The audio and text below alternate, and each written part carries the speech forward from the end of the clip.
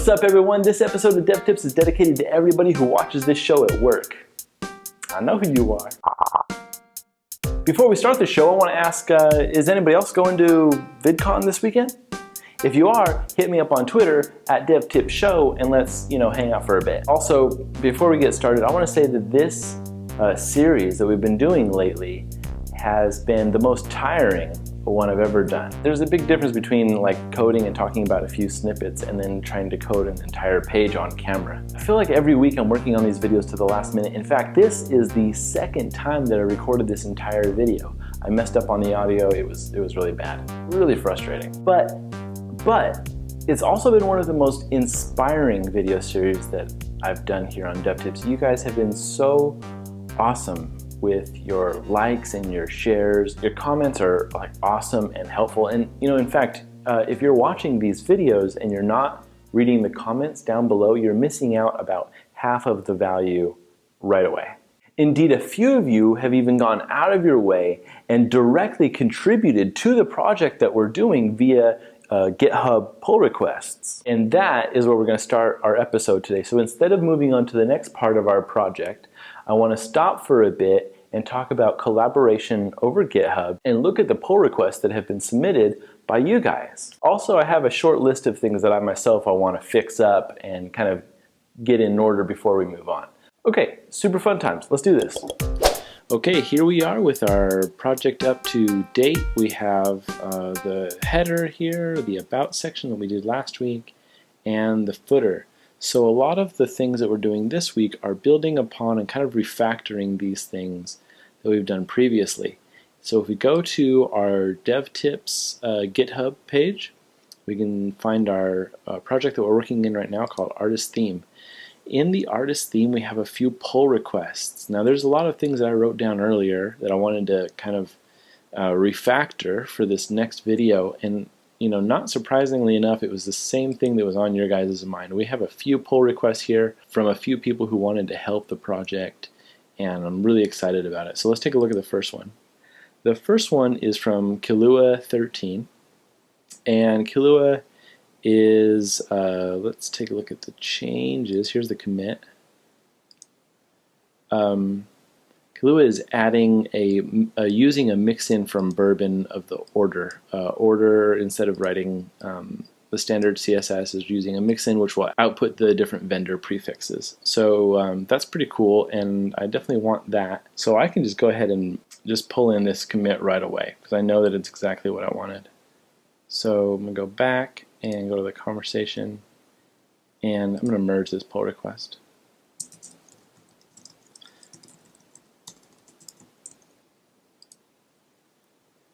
Cool, so that's merged into our project. Go to the artist theme. We could see now in our about SaaS that it's now going to be using the order mix-in. So it's just that easy to collaborate on GitHub. As long as I know what I'm doing and I know that these are definitely the changes I want, I can just incorporate the help that Kilua13 is offering. So let's go back to those pull requests, and in the closed section I can see Kilua13 is here. Now there's another one here, update about SaaS.com, and I actually, as I mentioned in the intro, this is the second time I've recorded this video. I did pull in and accept this change from ISA3, or ISA3, I don't know how you, anyway, and ISA3 helped me out with the nth child numbering. And so what that's talking about is here I have it set to, let's look in the about section. I have, for example, learning here set to skill 10, and we can obviously see that it's not 10, it's actually 9. And that's because when I translated this for loop, I didn't count up one, and when I wrote it out longhand, I accounted for that by saying +9 instead of saying +8. But I needed to account for that in the for loop, so I needed to put like a way to push this up one because it's a 0 index. So let's take a look and see how that was done by ISA3. ISA3 where's your commit? There we are. Added the +1 inside of the I. So that's really cool. So I said that I did already commit it, but then I uncommitted it just to make this video. I don't know. It's kind of a headache actually. But let's go back to the pull request. Now this is not, it's by my name because I committed it again, but we're just going to go into Isa's commit and we're going to merge that in and say thanks a ton. Cool, so now these commits will be merged in to our project. So let's take a look at the, oops, that includes the assets, the about SaaS, and we can see that, okay, see that for loop has a +1 on it. So that way when this loop runs, it'll say, instead of running 9 here and stopping when I ask it to do 10, it'll run 9 + 1, even though it's a 0 index. So that'll work for me. I've already tested it. Now let's pull from my application called Tower. Now Tower is an application that I use because I don't really like the command line. I'm not very good at it when it comes to Git. I'm getting better, but I'm not there. I can only do a few things. So anyway, Tower is pretty great. I'm going to pull from origin because I already merged in those other pull requests, and should go smoothly. Great.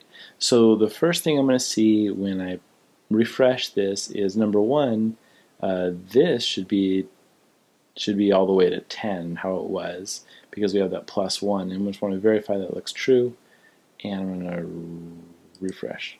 Okay, so yeah, that's exactly what we wanted. Now the other thing that was fixed was the order mix-in right here. So when we go into our about SaaS, we should see that these are, yeah, they use the mix-in from Bourbon, and that's exactly what we wanted. Cool, cool, cool, cool, cool, cool. All right, we're going to pull in this last pull request by iMoritz here, and let's take a look at what he has done. If you remember from when we made the visual design, I put a, let's see, and like an overlay effect on the logo of the footer to like give it this like really cool colored effect. But when I coded it out, I put just like a 40% black on the logo. But iMoritz has had a really clever way of getting that to look just how I designed it. Let's look at how he did that. The first thing he did is pretty clever. Actually, he took that HTML, the logo.html that we have, and just changed the extension and made it an SVG. Now, what that is good for is because of what he does with it. Now, in the footer SaaS, we can see that he's using the SVG as a background image. You can't use an HTML document as a background image. That's why he changed it to an SVG. Now we also have a multiple image background here. The URL, the SVG, and then there's a comma, and then the URL for the hero image. Now when you have a multiple background image, the background image that's closest to you is going to be first in the string, and then the next one is going to be behind that, and if you have a third and a fourth, you add commas, and the more that you add after that, they go further and further away from you. So the closest to you is the first one, and the furthest from you is the last one, and they stack up in order. But also every other declaration has to have that same order. So the image is going to be 50 by 50 pixels, while the background size for the hero background is going to be cover. And background position, blend mode. Okay, so blend mode is actually the secret sauce of what he's done. We're going to say this logo.svg, it gets the background blend mode of overlay, and the URL for the hero background, you just get a background blend mode of normal. Cool, and then the rest in here is just kind of cleaning up spacing and stuff, because we're removing the actual .svg in the HTML and moving it into a background image, so he has to make considerations for the logo size, like he's scooting the text out and stuff like that. Right here, scooting the context out a little 80 pixels so that he can make room for the background of the logo. And then same on the footer.html, he's just kind of getting rid of the HTML the footer, sorry, getting rid of the logo in the footer of the markup here. Cool, that all looks good. So what I'm going to do is I'm going to get, so notice that where I'm at his forked version of the DevTips theme, artist theme, and it's iMoritz artist theme. And I'm going to grab his URL right here, and I'm going to run over to my GitHub client. And I'm going to tell the GitHub client I want to track a new remote repository, and I'm going to name it iMoritz. It doesn't really matter what I call it. This is just my local reference name, and I'm going to put the URL, and it should pull it down. Cool. So it pulled down. So now I'm like basically I'm aware of his remote repository. I'm not doing anything with it yet. I'm just I just know it's there. And when I say to my local guy, I say pull, he's going to ask where. I'm going to say pull from iMoritz. And I pull it in, and let's go look at our changes. Now, if I'm right, the footer should look something like this. It should have an overlay style on the graphic instead of the dark gray that it is now. So 1, 2, 3, let's press refresh, cross our fingers, and go. Oh man, look at that. Gorgeous, gorgeous, gorgeous, gorgeous. So he did it. It looks pretty good. I'm excited. I'm happy with it. Let's pull it in. So I'm going to go back to GitHub and over to my pull requests and click and merge. Green button for the win. Confirm. Cool. So this has been pulled in, merged right now, and closed. So when I go back to my pull requests, nothing is open. And I'm going to go in and pull. Actually, I'm going to not track iMoritz, a repository, anymore. I'm just going to pull directly from the DevTips repository, which is called master because it's mine.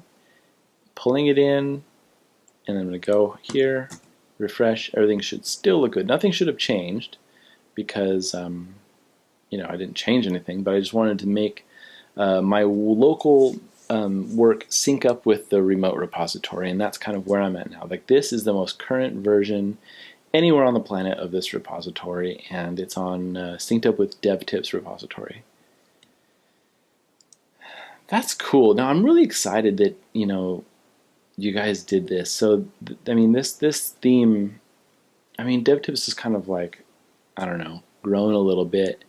Instead of just me talking to a camera, like you guys are watching the videos and sharing them. You guys are commenting on them, really cool things, giving tips and to each other and asking really awesome questions that everybody's kind of just chipping in and answering. It's really cool to see. And now it's like one step further that it's not just Travis.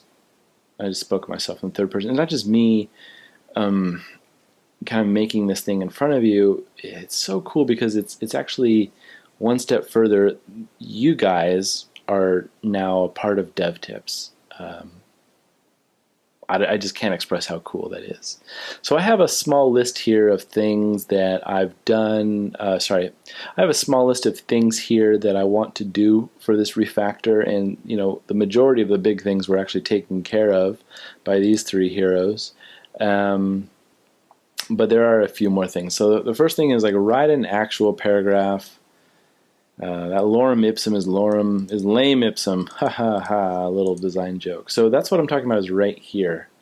See this placeholder text? It's just placeholder text. It's not real. I can't get a good sense of how this is going to look when somebody uses it. And furthermore, I can't make a good recommendation to somebody of how long and what type of content they should have if I'm not actually filling it in. So I want to write something here to kind of give you guys a cue as to what you should be filling this space with. So let's run over to the about.html and take care of this for real. I'm just going to delete all of that, and let's see.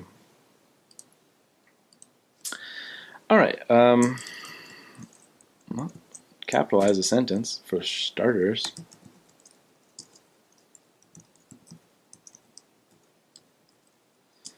Making things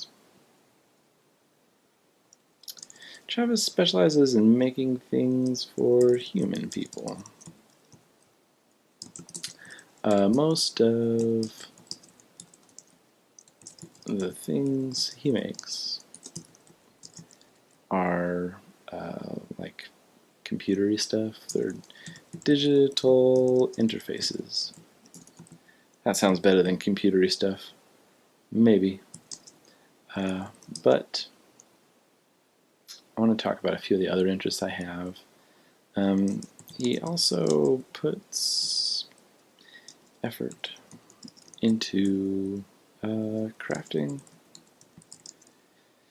I do music. I do music for DevTips, and I have like a pretty big interest in this type of this. So I want to highlight that. I call them my next level beats, and also YouTube, right? And also YouTube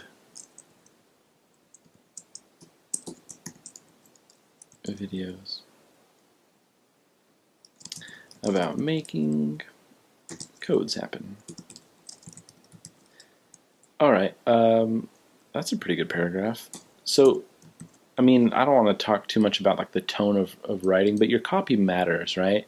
I mean, if your client is going to read these things and is going to read yours, he's read a million of them. So you have to stand out with just like a little bit of, a little bit of personality. So when I run over here and refresh, that's pretty good. It's only 4 lines, which is a lot shorter than my placeholder text was, and it kind of,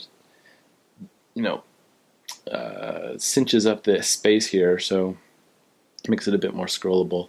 Oh, let me put this, oops. Let me put this,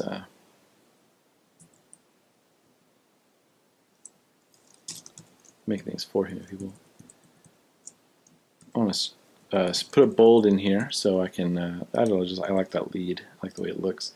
Travis specializes in making things for human people. Most of the things he makes are digital interfaces, but he also puts effort into crafting next level. Where's level? Next level beats. And YouTube videos about making codes happen. Cool. So I want to hyperlink these things up. Digital interfaces. I'll link to my brand, my website. So, why am I so bad at highlighting stuff right now? Okay. Href, that's going to be http travisnielsen.com. And then next level beats will also be highlighted. I'll just link that up to my SoundCloud. http soundcloud.com/Travis space or dash Nielsen. It's the only account I have that's space or dash. And then YouTube videos.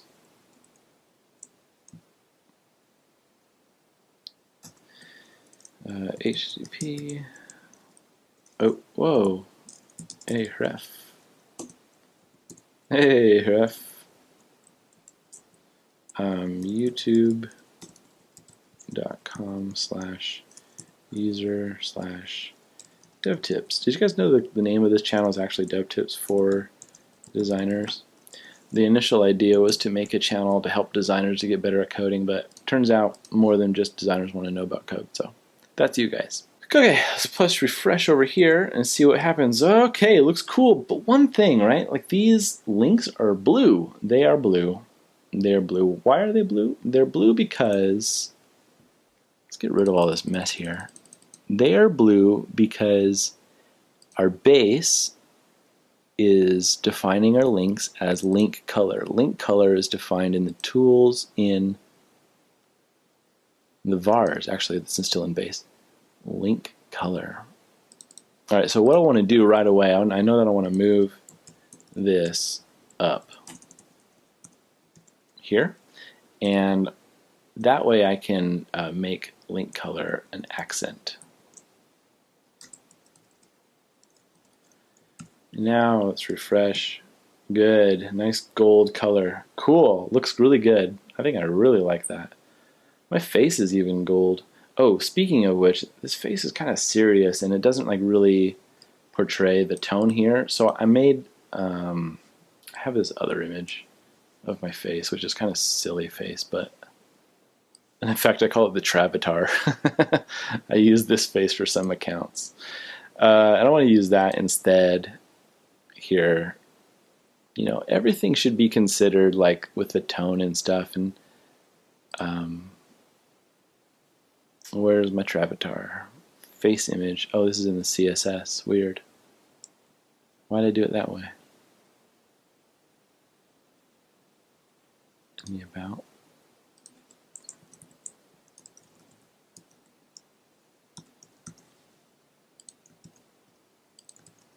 Is it a ping? Why is that not working? Travatar.jpg.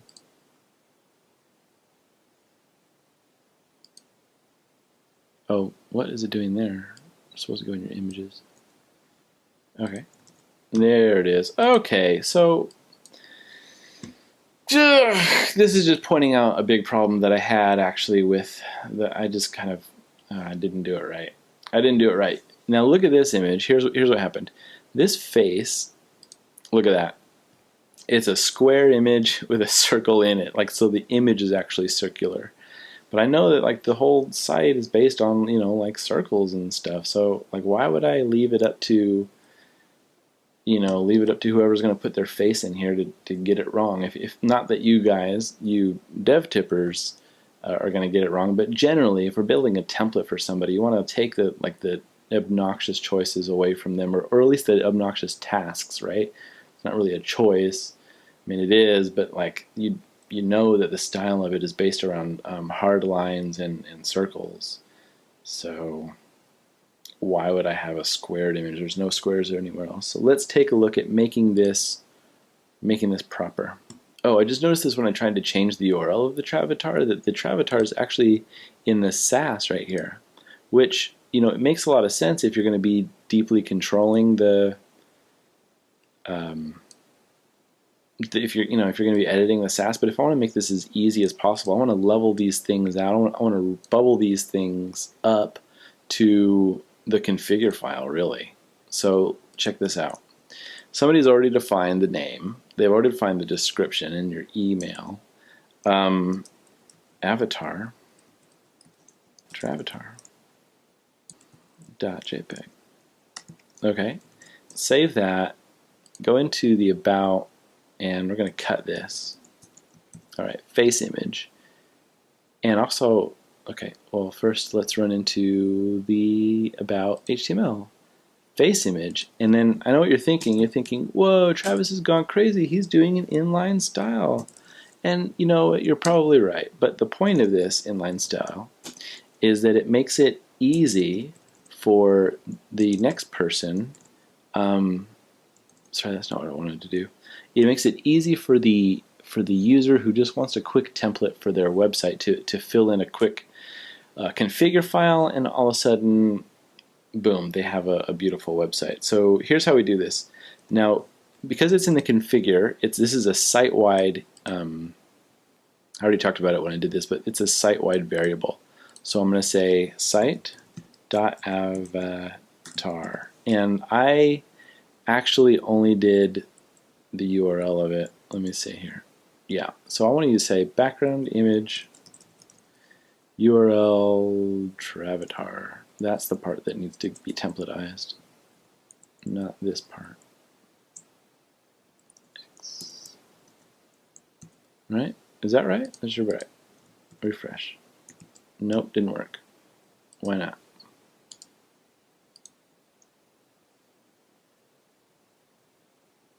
Background image slash site avatar.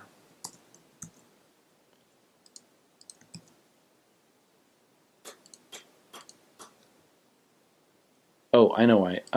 Whenever you mess with the configure file, it's just like a Jekyll thing, you know, just Jekyllin. You have to go into your Jekyll and quit. Oops. Command options or Control C to quit. Press up to get that last thing you wrote back, and press enter to basically restart Jekyll. Now, you might think, oh, that's just stupid, but consider what's happening here. Jekyll is running. Jekyll uses the configure file once to set up the site, and then it's done. It doesn't read these things every time.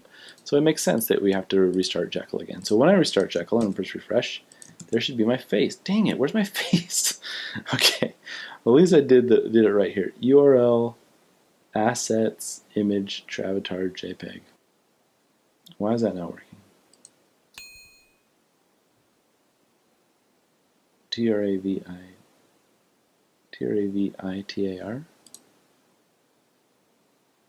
image TRAVITAR.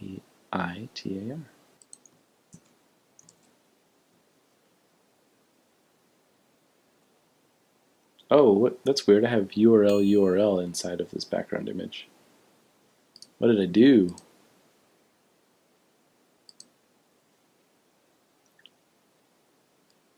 Oh, that's weird. I'm sorry. I'm kind of an idiot.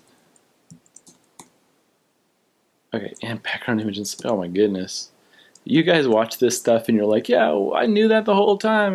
But you're watching me code. You're not seeing me being an idiot in my bedroom late at night. Okay, that should be better. These kind of mistakes are just because I'm, whatever. And, you're thinking, oh, I caught that way before Travis did. Well, look, buddy, you're just smarter than me, okay? This is, I'm dumber than you think. Okay, now one thing I know is I want to kind of get that circle back in there, and that's really easy to do in our about, in our about Sass. We're going to do border radius, 50%, and done. Cool. So that's good. That all looks super fly. Another thing I want to do is I want to make this stuff easy again. So configure file. I want to do this blurb. Now the cool thing about the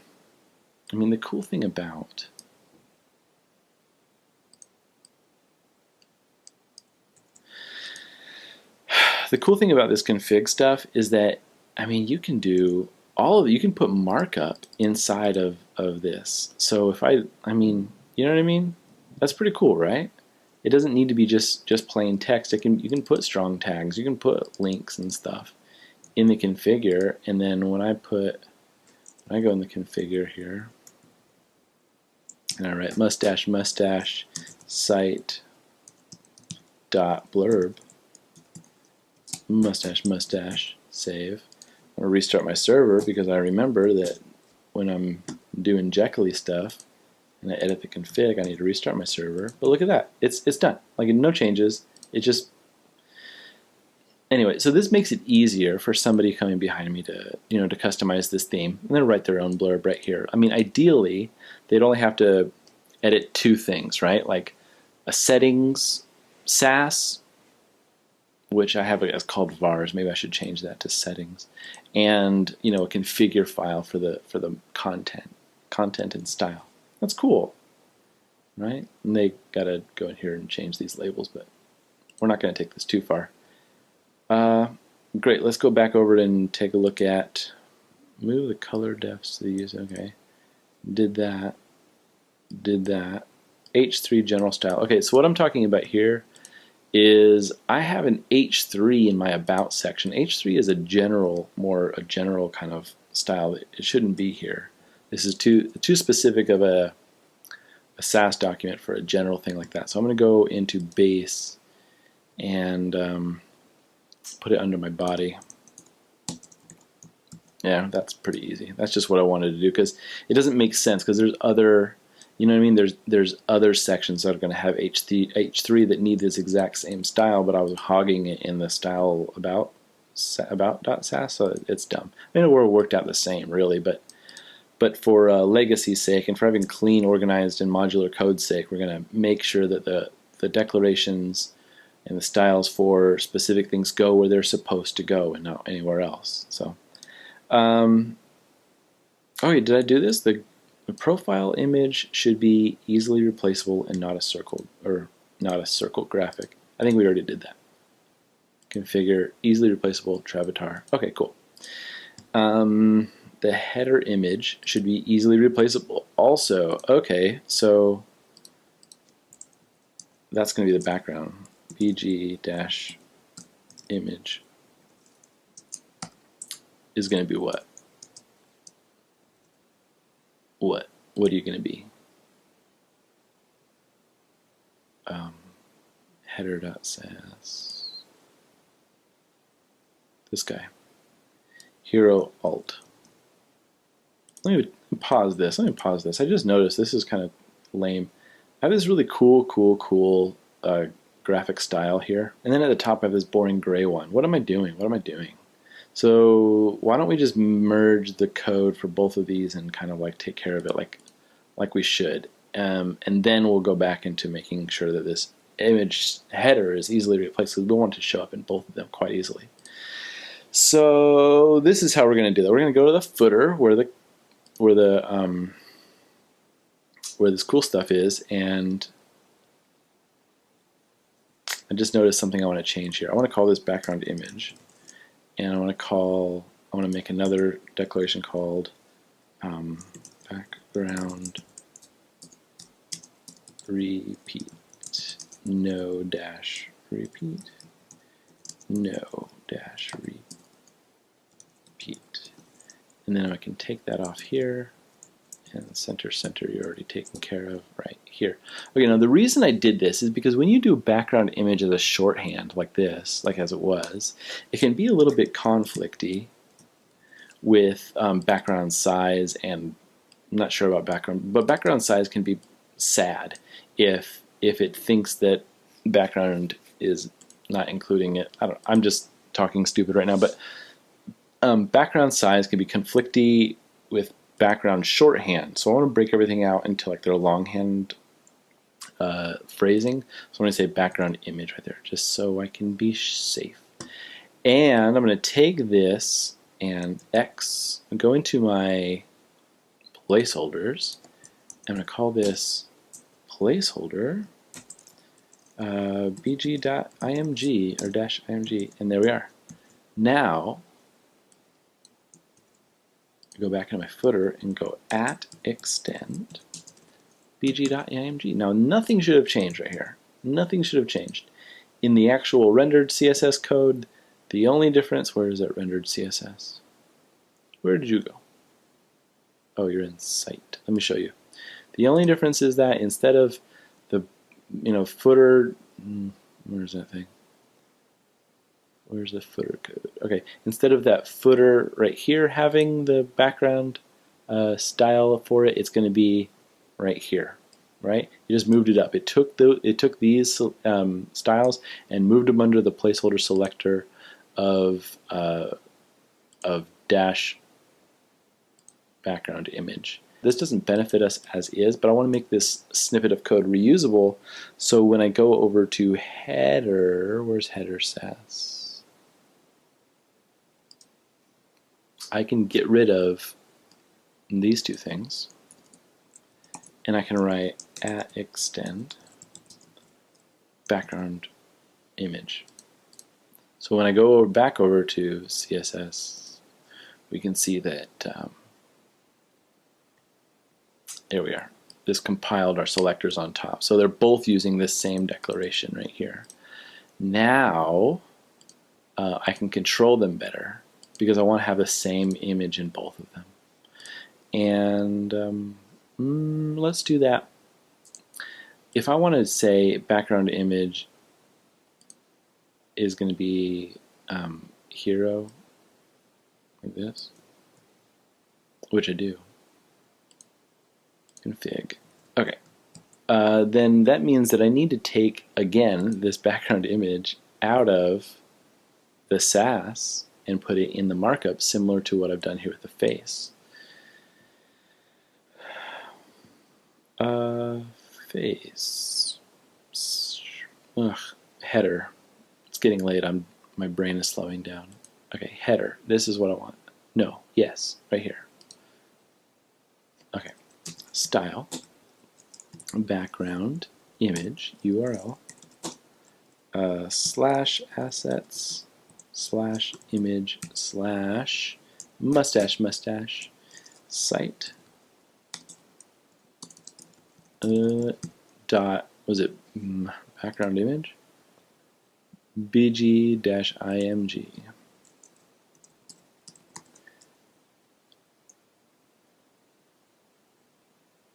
And then mustache. Ooh, actually that needs to be the second one. The first one needs to be this is getting complicated. I'm going to have two images, and the first one's going to be logo? I don't have a logo defined here. That's another thing I need to do. Logo. And you're defined as what, logo.svg? Now this may seem like, I don't know, I mean at least I hope you guys don't think I'm going crazy by doing all this inlining styling, but honestly this is going to make it easier for people who come after and start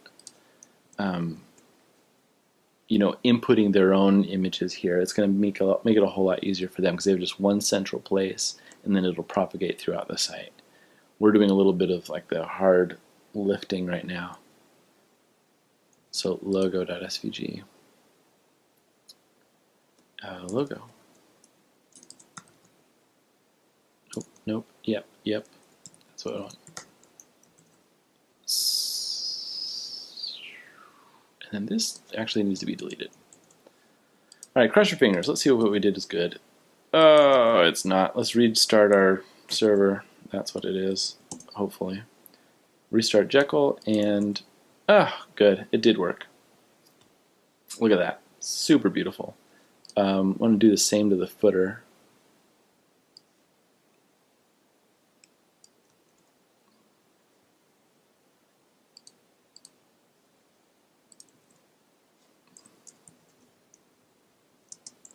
And in the footer SAS, we can, nope, that's good. And then in the header SAS, where are you? That all looks good. We just need to remove from our placeholder the images because this is now in the markup. So let's refresh, and you look fantastic, and you look kind of good. You have bad margins, but that's understandable. That was going to happen anyway. If we do back, I'll just copy it from placeholder. It's this guy right here. He just needs to be overwritten. Boom, and then we want to say it's going to be 20 pixels from the top. Refresh. There we go. So, you look beautiful. You look beautiful. We're all beautiful, and these are easily defined by a user who comes in here and says background image is going to be hero. Logo is going to be logo. I'm going to reorder these things. Logo, background image, avatar, blurb, and then I'll write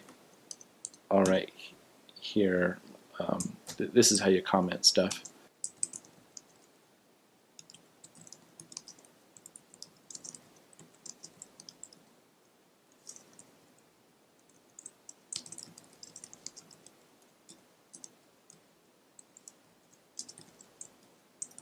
Like that.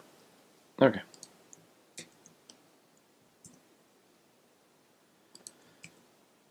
Beautiful, beautiful. Okay, what else did I need to do? The header should be easily replaceable. Got that done. The header image should be defined in the settings SAS. There is no settings SAS, it's vars. So Travis, that was just dumb. But also I defined heading in the config, and I kind of like it there because I'm doing the logo right next to it. Bourbon order was taken care of, our pull request. Icons, space around. Okay, let me show you what that is. These icons, I noticed they're like a little tight, and I was looking at them, and I noticed that I used the wrong CSS for this. Right here, I wrote flexbox space around, right? And if let me just turn this thing color so you can see what I'm talking about.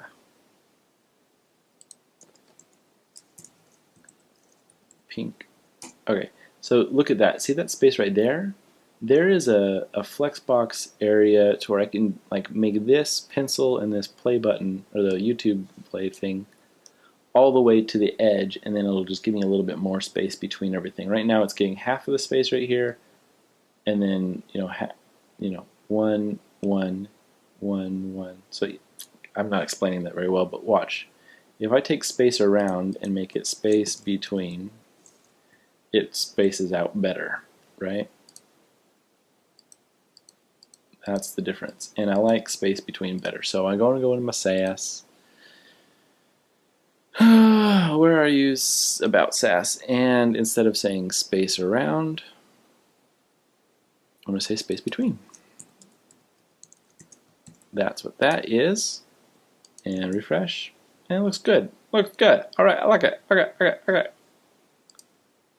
Next on create a rendered folder. Okay, this last item is the last thing we're going to do tonight. Thank you for everybody for paying attention and hanging out this far. If you enjoyed this video, please share it with everybody who else needs to see it. And this whole series, there is a link, there is a playlist where all the videos of this series go into, and that can be easily shared on Twitter if you liked it. Please do that. So I want to create a folder called _rendered, and what this is going to do is help everybody who doesn't want to run Jekyll locally. So I got a lot of comments like, I want to get this CSS, but I don't want to run Jekyll. Oops, not that. Move to trash. But I don't want to run Jekyll. Can I, this and that. So yeah, sorry guys. This is what I wanted to do. _rendered. And in here, I will put actually all of this content. Actually, not all of it, but most of it. That much.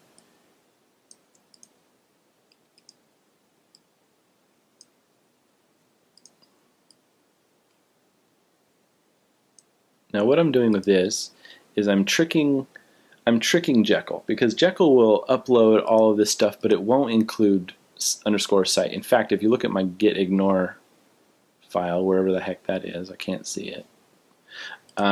It will tell you. Look at my git ignore on GitHub. Git ignore says that we should ignore anything that's in the site.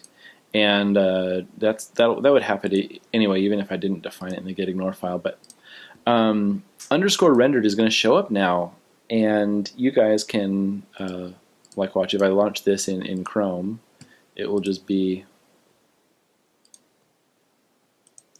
well, what do you know? It didn't work. Oh gosh, I'll tell you why this didn't work. That's because the images are absolute to assets, and there's no. Watch. This is what I meant to say. That's what I meant. That's what I meant. So you're going to have to fix those if you want to download this directly from the rendered files. But it should be a lot easier for you than downloading the naked Jekyll installation and then running Jekyll, because you just want to see what we're doing and follow along. So this is going to have all the rendered CSS in here, assets. It's just going to be the CSS. You guys can follow along and see what we've done. If you don't want to do SAS and you don't want to do Jekyll, that's there for you. And that is my gift to you for watching this whole video. Good night, everybody. Thank you for your comments. Thank you for watching DevTips, and thank you to these three heroes, Isa3, Kalua13, and I, Moritz, for your pull requests. You have collaborated and made it a fantastic. What happened down here? Oh, had made a fantastic site, template for everybody watching and follow along with this DevTips series. Okay, next week we're going to build out that portfolio section, so that should be a lot of fun. So if you enjoyed this video and want to help out the show, please share it with somebody who you think would also be interested in it. Or like a group on Facebook or Google Plus or something like that. Anyhow, thank you so much for watching, and we'll talk to you soon. Keep hacking.